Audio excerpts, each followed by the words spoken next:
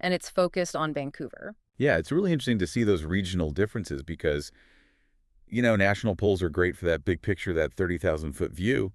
But if you really want to understand where parties are maybe struggling or where they have some really strong pockets of support, you have to drill down to those regions and even cities.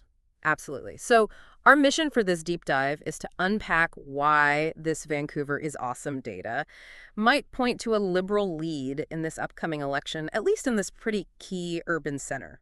Definitely worth exploring because Vancouver's a huge part of the national picture, so Yeah. seeing how things are shaping up there could give us some hints about the broader trends we might see play out in the coming weeks. Okay, so let's just jump right into it. What did this Vancouver is awesome poll actually find? Well, the headline is pretty striking. Over half of their respondents said they would vote Liberal if the election were held today, like right now. Yeah, that's a pretty strong showing right out of the gate. And it gets even more interesting when you zero in on the Vancouver participants in the poll, because their support for the Liberals is even higher, over 60%.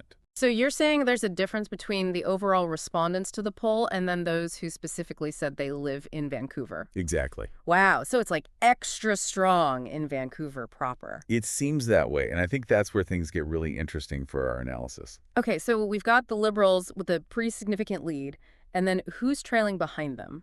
Well, according to the article, the Conservatives are in second place, but a fair distance behind the Liberals. They got about 28% of the overall vote.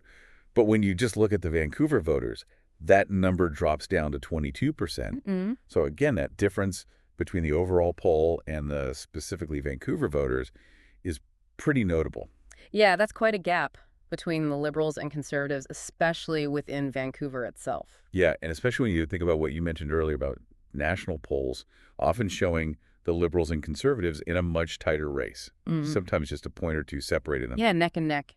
It really makes you wonder what's going on in Vancouver that's driving this local preference for the Liberals. For sure. It's a big question mark. So where do the other parties fall in this snapshot of Vancouver? All right, so the NDP are sitting in third place with just under 9% of the total respondents. But among the Vancouver residents specifically, they're a bit higher at 10.76%. Okay, so a little bit better when you just look at Vancouver. Yep. Then you've got the Green Party at around 3%, and then all the other options combined make up about 4 or 5% of the vote. So those parties are definitely trailing behind, but it's still good to get a sense of where they stand in Vancouver. Absolutely. And it's important to remember that this is just one poll. At one specific point in time, things could definitely shift as we move through the campaign and more information comes out. Yeah, for sure. But it does give us this really interesting starting point. So this strong Liberal showing in Vancouver, is it a brand new thing or is there maybe a historical pattern here? That's a great question. And the article does touch on that historical context. And yeah, I think it's key to understanding whether this poll is part of a bigger trend. Historically speaking, conservative parties haven't really performed all that well in Vancouver over the past 30 years. So this poll result could just be the latest data point in that longer term trend. Potentially, yeah. Interesting.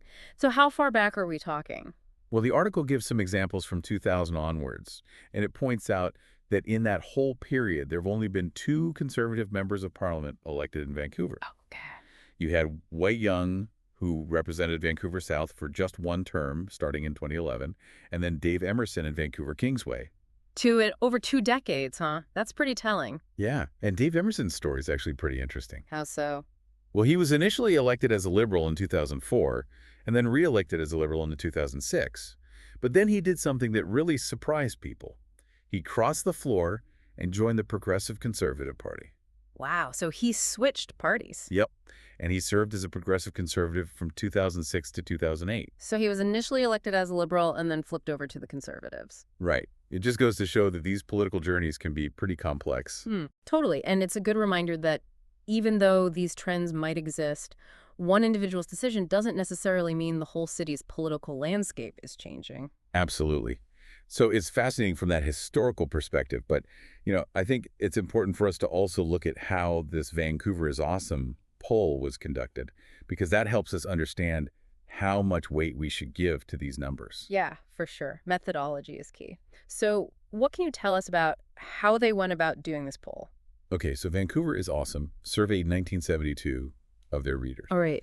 But what's important to note is that they identified 688 of those responses as coming specifically from people who live in Vancouver. Oh, so they made a distinction between their overall readership and people who actually reside in the city. Exactly. And that's crucial because it means we can see not just the general opinions of people who read Vancouver is awesome, but also the more specific views of those who are actually living in Vancouver right now. That makes a lot of sense. And we have those exact percentages for both the Vancouver respondents and the total respondents, right? Yeah, we do. For the Liberals, it was 60.76% among local Vancouver residents and 55.88% overall. Okay. For the Conservatives, it was 22.24% locally and 27.79% for the total respondents. And the NDP? The NDP got 10.76% of the local Vancouver vote and 8.62% of the total vote. You're right. And the Green Party? They were at 2.62% locally and 3.14% overall. And then those other options? Those accounted for 3.63% of the local Vancouver vote and 4.56% of the total. So when you look at those numbers side by side, you can really see that difference in support for the Liberals specifically within Vancouver. Right. And to give us a sense of how reliable this poll might be, the margin of error for the local Vancouver sample is plus or minus 2.2% 19 times out of 20. Okay, so that gives us a range within which the true opinions of Vancouver voters likely fall. Exactly. It helps us understand the potential variability in the data. And did Vancouver's Awesome say anything about how they tried to ensure the integrity of the poll? They did. They mentioned taking steps to prevent fraudulent responses, detect bots, and filter out votes from outside Vancouver or any duplicate submissions. That's good to hear. It definitely makes the findings seem more credible, knowing they were trying to get as accurate a picture as possible. I agree. You know, no online poll is perfect, but these measures do suggest that they were trying to get a reliable snapshot of their readers' views. So let's bring all this back to the bigger picture. What does this poll tell us about the current political scene in Vancouver as we head into this election? Right. Well, the article reminds us that Vancouver currently has 6 members of parliament at the federal level. 4 of them are Liberals and 2 are from the NDP. So when we look at this poll, which shows a big Liberal lead and the NDP in a distant third, it seems to line up pretty well with how Vancouver is already represented in parliament. Yeah, it does seem to suggest that there's a certain level of consistency in voter preferences, right, at least as we enter this campaign period. So for everyone listening, the key takeaway here seems to be that even though national polls might be painting a picture of a really tight race as we approach this election on April 28th, this very specific poll focused on Vancouver tells a different story. It shows a pretty strong lead for the Liberals in Vancouver, especially when you compare it to those much closer national numbers. And I think it highlights just how important it is to look beyond those national headlines and really dig into these more regional and local polls to get a true understanding of the strengths and weaknesses of each party across the country. Yeah, totally. It's not just one big national picture. It's all these little pieces that fit together to make the whole. With a mosaic. Exactly. All right, so as we wrap up this deep dive, I keep thinking about this Vancouver is Awesome poll and how it seems to point to a very solid base of support for the Liberals in Vancouver. Yeah. And especially compared to those national numbers that are showing things so much tighter. I guess the question that's on my mind is this. With this apparent regional strength for the Liberals in such a major urban center like Vancouver, how might that actually impact the overall national election outcome on April 28th? It's a great question because it really makes you think about how local dynamics can actually influence the national result. You know, strong support in a key urban center can definitely translate into a lot of seats for a party. Yeah, makes sense. So what else do you think we should be looking at?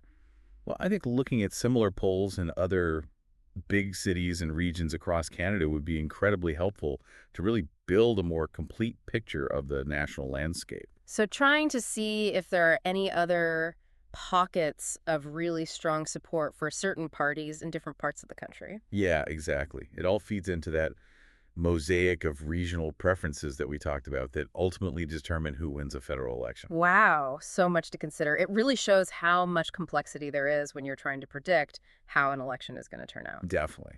It's more than just looking at one big national number. It's about understanding all these different pieces of the puzzle and how they all fit together. Well, thank you so much for joining me for this deep dive. It's definitely given us a lot to think about as we watch this campaign unfold. It's been my pleasure. Always fascinating to dig into this data and see what we can learn. And for everyone listening, we'll be back soon with another deep dive into the data that's shaping this election. So stay tuned. Looking forward to it.